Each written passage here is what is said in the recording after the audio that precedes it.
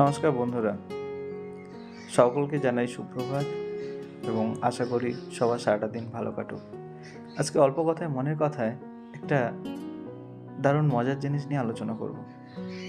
অনেক সময় এরকম হয় যে আমরা কোনো কাজ করতে যাচ্ছি বা কোনো কিছু পেতে চাইছি, কিন্তু কোনো মতেই সেই জিনিসটা পাচ্ছি না, সেই কাজটা কমপ্লিট করতে পারছি না বা যে জিনিসটা আমরা চাইছি সেটা পাচ্ছি না।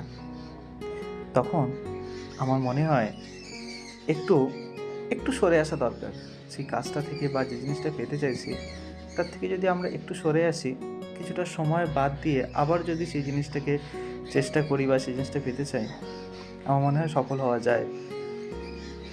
অনেক সময় ভগবান হয়তো চায় না বা ঈশ্বর হয়তো চায় না যে আমরা সেই জিনিসটা তৎক্ষণাৎ পেয়ে যাই।